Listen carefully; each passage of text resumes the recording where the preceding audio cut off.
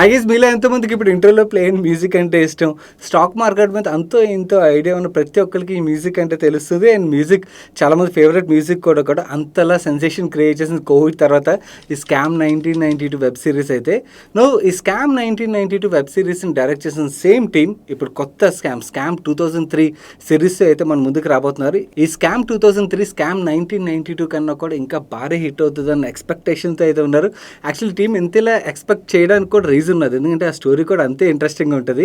ఈ స్కామ్ 2003 అదే తెలుగు స్కామ్ ఏదైతే ఉన్నదో ఆ స్కామ్ రిలేటెడ్ కంప్లీట్ ఇన్ఫర్మేషన్ మీకు ఈ వీడియోలో అయితే దొరుకుతున్నది. వెబ్ సిరీస్ చూడకముందే మీరు ఎంటైర్ ఇన్ఫర్మేషన్ అయితే తెలుసుకోవచ్చు. Let me play the entire story now. దానికన్నా ముందు నెరేషన్ ఇచ్చినట్టయితే వీడియోని తప్పకుండా లైక్ చేయడం అయితే మర్చిపోకండి. And me friends and family మెంబర్స్కి వీడియోని షేర్ చేయడం అయితే మర్చిపోకండి. ముందుగా ఈ స్కామ్ 2003 గురించి మాట్లాడుకోవాలంటే ఇది 32,000 కోట్ల స్కామ్. ఇండియాలోని one of the biggest scam ఇది. ఈ స్కామ్ ని తెలుగు స్కామ్ అని కూడా అంటారు. ఎందుకు ఇలా అంటారంటే ఈ స్కామ్ చేసిన వ్యక్తి పేరు అబ్దుల్ కరీం తెలుగి.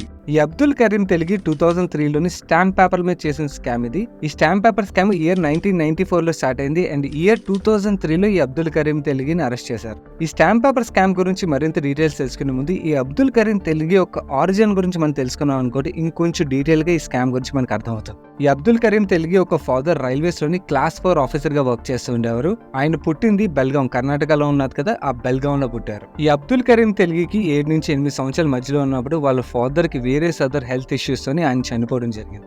తెలుగు యొక్క ఫాదర్ చనిపోవడంతో ఈయన ఫ్రూట్స్ రైల్వే స్టేషన్ లో అమ్ముతూ ఉండేవారు అన్నమాట, తన ఎడ్యుకేషన్ కోసం సర్వైవల్ కోసం. తెలుగుకి 2 బ్రదర్స్ ఉన్నారు, అబ్దుల్ రహీం అండ్ అబ్దుల్ అజీమ్. ఈ అబ్దుల్ కరీం తెలుగు కానాపూర్ బెల్గాం లో ఉన్న సూర్యోదయ విద్యాలయంలో తన స్కూలింగ్ కంప్లీట్ చేశాడు. అండ్ ఇతను ఫ్రూట్ వెండర్ గా వర్క్ చేశాడని చెప్పాను కదా, ఇతను ఫ్రూట్ వెండర్ గా వర్క్ చేసింది కూడా కానాపూర్ రైల్వే స్టేషన్ లోనే వర్క్ చేశాడు. ఈ తెలుగు యొక్క హైయర్ ఎడ్యుకేషన్ గురించి మనం మాట్లాడుకోవాలంటే ఫ్రూట్ వెండర్ గా వర్క్ చేస్తూ కూడా ఆ టైంలోనే బీకామ్ కంప్లీట్ చేశాడు. తెలుగు యొక్క చదువు కంప్లీట్ అయిపోయిన తర్వాత బెల్గాం లోనే జాబులు ఎతకడం ప్రారంభించాడు. బట్ బెల్గాం ఇది చాలా చిన్న టౌన్ కదా, సో అక్కడ జాబ్లు ఎక్కువ ఉండవని చెప్పి తెలుగు తొందరగానే అర్థమైపోయింది. దీంతో ముంబై లాంటి పెద్ద సిటీకి వెళ్ళినట్టయితే జాబ్ దొరుకుతుందని అర్థమై తను ముంబైకి షిఫ్ట్ అయిపోయాడు. ముంబై వచ్చిన తర్వాత చాలా జాబులను ఎతికిన తర్వాత ఫెలిక్స్ ఇండియా అనే కంపెనీలోని తెలుగుకి సేల్స్ ఎగ్జిక్యూటివ్ రోల్లో జాబ్ వచ్చింది. కాకపోతే సేల్స్ ఎగ్జిక్యూటివ్ సేల్స్ చేయాలి కదా, ఆ సేల్స్ పర్ఫార్మెన్స్ లేక తెలుగు చేయలేకపోవడంతో ఆ కంపెనీ అతన్ని ఆ రోల్ నుంచి తీసేసింది. ఈ ఫెలిక్స్ ఇండియాలో సేల్స్ ఎగ్జిక్యూటివ్ గా జాబ్ కోల్పోయిన తర్వాత తెలుగుకి అర్థమైంది సేల్స్ రోల్లో వర్క్ చేయాలని చెప్పి.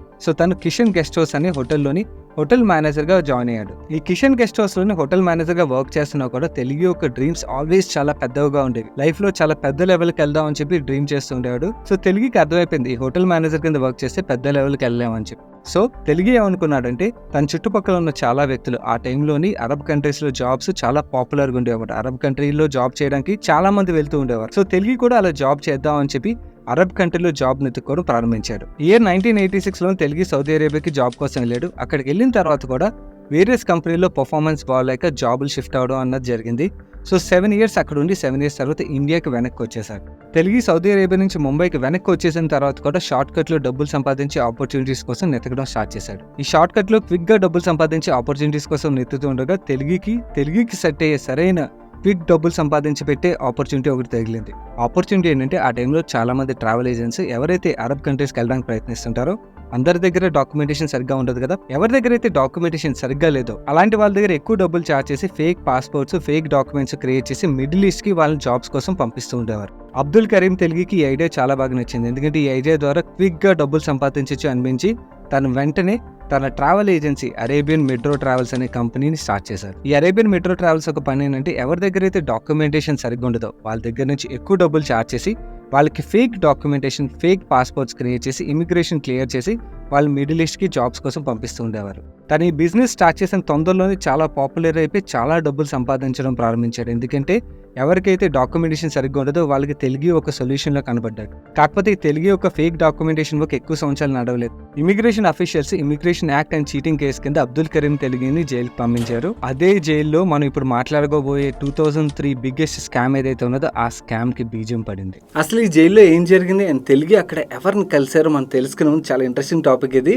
నేను మీతో ఒక విషయం అయితే చెప్పాలి. మీలో ఎవరైనా ఒక మంచి క్రెడిట్ కార్డ్ అంటే ఎటువంటి జాయినింగ్ ఫీజు లేకుండా అండ్ అలాగే యాన్యువల్ మెయింటెనెన్స్ ఫీజు లేకుండా మంచి benefits like free movie tickets and అలాగే airport and railway station lounge access లాంటి బెనిఫిట్స్తో పాటు 10x రివార్డ్స్ పాయింట్స్ కూడా ఆఫర్ చేసే ఐడిఎఫ్సి క్రెడిట్ కార్డ్ లాంటి క్రెడిట్ కార్డ్ కోసం మీరు చూస్తున్నట్టయితే కింద కామెంట్ సెక్షన్లో అయితే లింక్ ఉంచుతారు. మీరు ఒకవేళ కొత్తగా జాబ్ జాయిన్ అయ్యే క్రెడిట్ కార్డ్ గురించి చూస్తున్నా, లేకపోతే ఆల్రెడీ మీ దగ్గర కార్డు ఉండి ఒక మంచి కార్డు ఎటువంటి ఫీజు లేని కార్డు గురించి చూస్తున్నట్టయితే డెఫినెట్లీ ఐడిఎఫ్సి క్రెడిట్ కార్డ్ని అయితే కన్సిడర్ చేయొచ్చు. కింద కామెంట్ సెక్షన్ ఫస్ట్ కామెంట్లోని మీరు అప్లై చేయడానికి లింక్ అయితే ఉంచుతాను. Do check it out. ఈ జైల్లో ఎలాంటి పీపుల్ ఉంటారు? మోస్ట్లీ క్రిమినల్ మైండ్ సెట్ ఉన్న పీపుల్ ఉంటారు కదా. సో అలాంటి క్రిమినల్ మైండ్ సెట్ ఉన్న పీపుల్ తెలుగుకి చాలా మంది పరిచయం అయ్యారు. అలాంటి చాలా మంది క్రిమినల్స్ లోని one of the sharpest criminal అయిన రతన్ సోనీ అనే వ్యక్తి తెలుగుకి పరిచయం అయ్యాడు. ఈ రతన్ సోనీ అనే వ్యక్తి స్టాక్ ఎక్స్చేంజ్ రిలేటెడ్ గా వేరియస్ ఫ్రాడ్లెంట్ యాక్టివిటీస్ చేస్తుంటాడు. వాటిలోని ఒక కేసులో భాగంగా ఈ జైలుకి రతన్ సోనీని పంపించారు పోలీసులు. ఈ రతన్ సోనీ అండ్ అబ్దుల్ కరీం తెలుగు ఇద్దరు ఫ్రెండ్స్ అయిన తర్వాత వాళ్ళు ఏ కేసులో జైలుకి వచ్చారని మాట్లాడుకున్నప్పుడు అబ్దుల్ కరీం తెలుగు రతన్ సోనీకి ఎక్స్ప్లెయిన్ చేశారు, నేను షార్ట్ కట్ లో డబ్బులు బాగా సంపాదిద్దామని చెప్పి ప్రయత్నిస్తాను. ఆ ప్రయత్నంలో భాగంగా నేను ట్రావెల్ ఏజెన్సీ పెట్టి దాంట్లో డబ్బులు సంపాదిస్తూ జైలుకి వచ్చానని చెప్పాడు. అప్పుడు రతన్ సోనీ ఏమన్నాడంటే, నువ్వు షార్ట్ కట్ లో బాగా డబ్బులు సంపాదించాలనుకున్నట్టయితే ఇలాంటి చిన్న చిన్న స్కామ్లు చేయడం వల్ల ఎటువంటి లాభం లేదు, పెద్ద స్కామ్ చేయని చెప్పి రతన్ సోనీ అబ్దుల్ కరీం తెలుగుకి సలహా ఇచ్చాడు. ఈ సలహా విన్నాక అబ్దుల్ కరీం తెలుగు ఏమన్నాడంటే, అలా షార్ట్ కట్ లో ఎక్కువ డబ్బులు సంపాదించే స్కామ్ల గురించి నాకు తెలియదు, అలాంటివి ఏమైనా ఉంటే నువ్వు చెప్పు అంటే అప్పుడు రతన్ సోనీ ఒక ఐడియా ఇచ్చాడు. ఈ ఐడియా ఏంటంటే, మనం ఏదైనా ప్రాపర్టీ కొన్నా లేకపోతే వేరియస్ అదర్ రిజిస్ట్రేషన్ చేసేటప్పుడు స్టాంప్ పేపర్స్ యూజ్ చేస్తాం కదా. ఈ స్టాంప్ పేపర్స్ గురించి మీకు ఐడియా ఉన్నది కదా. ఆ స్టాంప్ పేపర్ రిలేటెడ్ గా మనందరూ షాక్ అయ్యేలాంటి ఐడియా రతన్ సోనీ అబ్దుల్ కరీం తెలుగుకి ఇచ్చాడు. ఆ ఐడియా ఏంటంటే, ఈ గవర్నమెంట్ స్టాంప్ పేపర్స్ ఎక్కడైతే ప్రింట్ చేస్తుందో ఆ డిపార్ట్మెంట్ ని ఎవరు పెద్దగా పట్టించుకోరు అండ్ అలాగే ఆ డిపార్ట్మెంట్ ని పర్టికులర్ గా ఎవరు అబ్జర్వ్ చేయరు. సో మనం నకిలీ స్టాంప్ పేపర్లు తయారు చేసి అమ్మగలిగినట్టయితే వాటిని ఒరిజినల్ డూప్లికేట్ ఎవరు కనిపెట్టలేరు అండ్ ఎవరు తెలుసుకోలేరు అని చెప్పి రతన్ సోనీ చెప్పాడు. అండ్ అలాగే ఈ స్కామ్ యొక్క ఆపర్చునిటీ గురించి రతన్ సోనీ ఎక్స్ప్లెయిన్ చేసి ఏం చెప్పాడంటే, ఇండియాలో స్టాంప్ పేపర్ యూసేజ్ చాలా ఎక్కువగా ఉంటుంది. సో చాలా ఎక్కువగా ఉంటుంది కాబట్టి మనం ఎక్కువ డబ్బులు సంపాదించే ఆపర్చునిటీ కూడా ఈ స్కామ్ లో ఉన్నదని చెప్పి రతన్ సోనీ అబ్దుల్ కరీం తెలుగుకి ఎక్స్ప్లెయిన్ చేశారు. ఈ అబ్దుల్ కరీం తెలుగు అండ్ రతన్ సోనీ జైలు నుంచి రిలీజ్ అవ్వగానే వాళ్ళు ఏదైతే ఐడియా జైల్లో డిస్కస్ చేసుకున్నారో ఐడియా మీద వర్క్ చేయడం ప్రారంభించారు. బట్ కానీ వాళ్ళకి తెలుసు ఇలాంటి పెద్ద స్కామ్ చేసినప్పుడు వాళ్ళకి politician support and government official support లేకుండా ఇలాంటి స్కామ్ చేయలేము అని చెప్పి. సో వాళ్ళు చేసిన మొదటి పని ఏంటంటే, కరెక్ట్ పొలిటీషియన్స్ ఎవరు ఉంటారు, కరెక్ట్ గవర్నమెంట్ అఫీషియల్స్ ఎవరు ఉంటారు అని వాళ్ళ కోసం వెతకడం స్టార్ట్ చేశారు. అలాగే ఆ టైంలో ముంబైలో అండర్ వరల్డ్ కూడా చాలా స్ట్రాంగ్ గా ఉండేది. సో వీళ్ళిద్దరూ అండర్ వరల్డ్ తో కూడా కనెక్షన్స్ బాగా ఏర్పరచుకున్నారు. అవి corrupt politicians and corrupt government officials and under world తోని వీళ్ళ రిలేషన్ బాగా పెరిగిన తర్వాత ఈ స్టాంప్ పేపర్లు అఫీషియల్ గా అమ్మాలంటే స్టాంప్ వెండింగ్ లైసెన్స్ కావాల్సి వస్తుంది. సో ఇయర్ 1994 లోని వీళ్ళు స్టాంప్ వెండింగ్ లైసెన్స్ తీసుకున్నారు. అండ్ ఈ స్టాంప్ పేపర్లు ఎక్కడ ప్రింట్ అవుతాయో చూసినట్టయితే నాసిక్లోని ఇండియన్ గవర్నమెంట్ కి సంబంధించిన ఇండియన్ సెక్యూరిటీ ప్రెస్ ఏదైతే ఉన్నదో ఇక్కడ స్టాంప్ పేపర్లు ప్రింట్ అవుతుంటాయి. కామన్ గా ప్రతి గవర్నమెంట్ ఆఫీస్ లో ఏం చేస్తుంటారంటే, ఏవైతే ఎక్విప్మెంట్స్ ఉంటాయో పని చేయనప్పుడు వాటిని ఆప్షన్ లో సేల్ చేస్తుంటారు. సిమిలర్లీ ఈ ప్రింటింగ్ ప్రెస్ లో కూడా వీళ్ళ దగ్గర పని చేయని ఎక్విప్మెంట్స్ ఏవైతే ఉంటాయో వాటిని ఆప్షన్ లో అమ్మేస్తూ ఉండేవారు. ఆప్షన్ సేల్స్ లో ఇండియన్ సెక్యూరిటీ ప్రెస్ మిషన్స్ ఏవైతే ఉంటాయో వాటిని కూడా అమ్ముతూ ఉండేవారు. తెలుగు ఏం చేశాడంటే, ఈ ఆప్షన్ లో పాల్గొని మొదటిగా ఫస్ట్ ఆ మిషన్స్ ఏవైతే ఉంటాయో వాటిని కొనడం ప్రారంభించాడు. వీళ్ళు జైలు నుంచి రాగానే చేసిన ఫస్ట్ పని ఏంటి, గవర్నమెంట్ అఫీషియల్స్ తో బాగా రిలేషన్ బిల్డ్ చేసుకున్నారు కదా.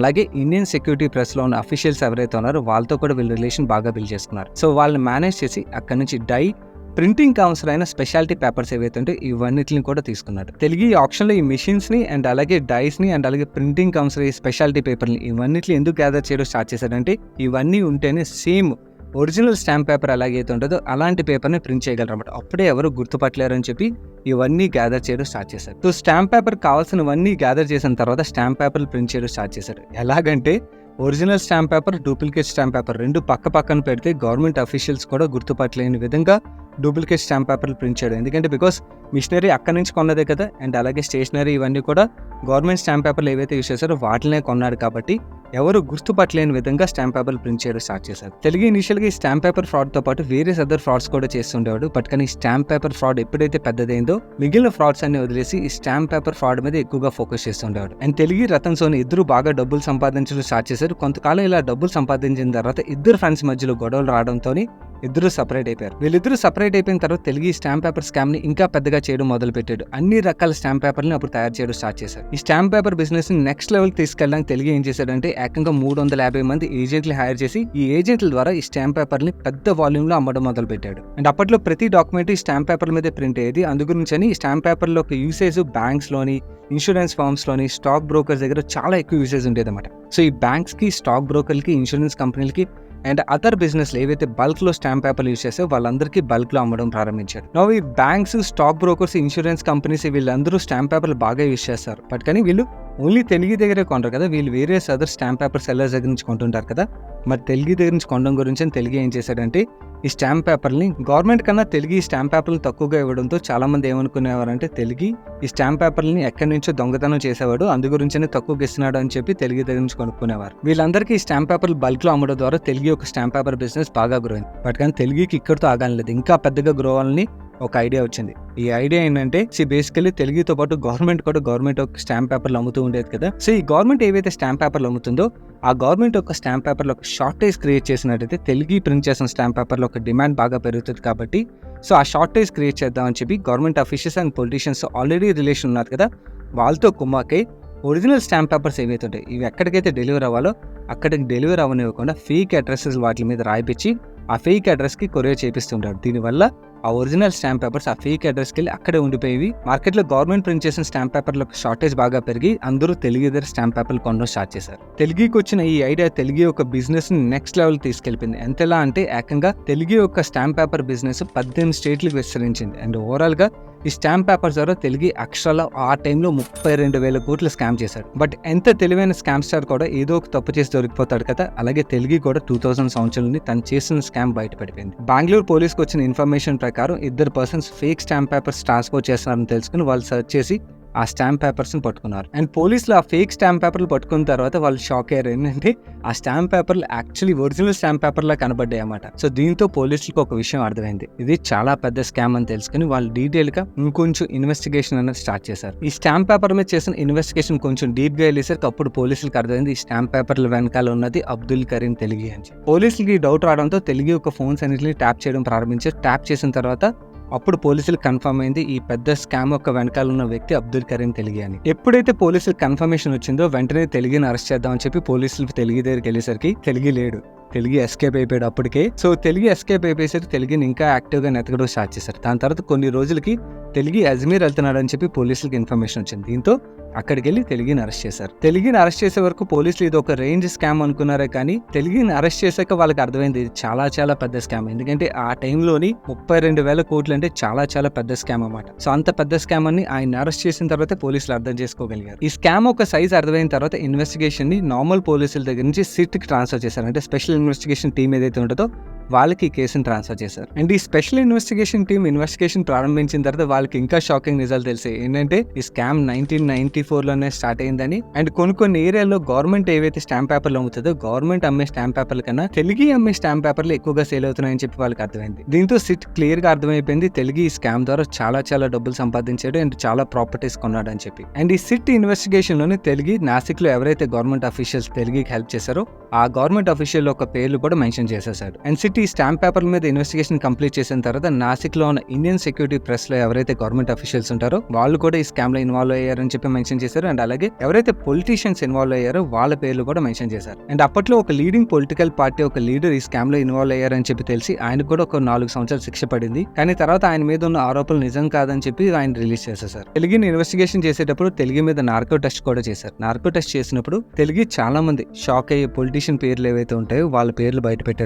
అలాంటి పొలిటీషియన్ ఒక పేర్లు బయట పెట్టేసరికి ఈ నార్కో టెస్ట్ చేసేటప్పుడు తెలుగు స్లోలోనే ఉండి ఈ పేర్లు చెప్పాడని చెప్పి ఆ నార్కో టెస్ట్ రిపోర్ట్ కరెక్ట్ కాదని చెప్పి క్యాన్సిల్ చేసేసారు. ఈ స్టాంప్ పేపర్ స్కామ్ మీద సీరియస్ గా ఇన్వెస్టిగేషన్ చేస్తున్న వ్యక్తుల్లోని పోలీస్ ఇన్స్పెక్టర్ ప్రతాప్ కాకడే ఎవరైతే ఉన్నారో ఈయన ఈ స్కామ్ మీద ఇన్వెస్టిగేషన్ జరిగే పీరియడ్ లోనే అనుమానాస్పదంగా చనిపోవడం జరిగింది. అండ్ ఆ టైంలో పోలీస్ అఫీషియల్స్ కూడా ఈ స్కామ్ లో ఇన్వాల్వ్ అయి ఉన్నారని చెప్పి న్యూస్ లో రావడంతో ఈ కేసు ని సిబిఐకి ట్రాన్స్ఫర్ చేశారు. ఈ స్టాంప్ పేపర్ స్కామ్ మీద 5-6 సంవత్సరాలు ఇన్వెస్టిగేషన్ అయిన తర్వాత 2006 లోని కోర్టు తెలుగుకి 30 సంవత్సరాలు జైలు శిక్ష విధించడంతో పాటు 202 కోట్ల ఫైన్ విధించింది. ఆ టైంలో 202 కోట్ల ఫైన్ అంటే చాలా చాలా పెద్ద ఫైన్. కొన్నాళ్ళ తర్వాత తెలుగు మీద ఏదైతే జైలు శిక్ష ఉన్నదో 30 సంవత్సరాల నుంచి 13 సంవత్సరాలకి తగ్గించడం జరిగింది. చివరిగా 2015లో తెలుగు జైల్లో శిక్ష అనుభవిస్తుండగానే జైల్లోనే చనిపోవడం జరిగింది. తెలుగు ఇలా చనిపోవడంతో ఇది అనుమానాస్పద మృతి. ఎందుకంటే ఈ కేసులో ఇన్వాల్వ్ అయిన పెద్ద పెద్ద వ్యక్తులు ఎవరైతే ఉంటారో వాళ్ళ పేర్లు బయటకు రాకూడదని చెప్పి ఇలా తెలుగుని జైల్లోనే చంపేశారని చెప్పి అప్పట్లో పేపర్లో ఆర్టికల్స్ కూడా వచ్చాయి. అబ్దుల్ కరీం తెలుగు 2017లో చనిపోవడంతో అక్కడతోనే ఈ స్టాంప్ పేపర్ కేసుని క్లోజ్ చేసేశారు. సో గైస్, ఇది హర్షద్ మెహతా 1992 స్కామ్ కన్నా పెద్ద స్కామ్. 32,000 కోట్ల 2003 స్కామ్ ఏదైతే ఉన్నదో దీన్ని తొందరలోనే మీరు వెబ్ సిరీస్ రూపంలో కూడా చూడబోతున్నారు.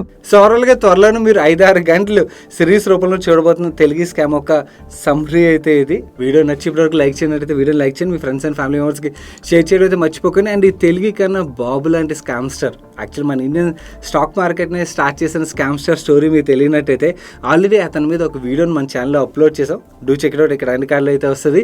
నేను Sai Krishnapatri, Saipatri talks channel subscribe చేయనట్టయితే ఇలాంటి interesting videos Tuesday and Friday follow అవడానికి ఛానల్ సబ్స్క్రైబ్ చేసి పక్కన bell icon all notifications activate చేసుకోండి. See you then.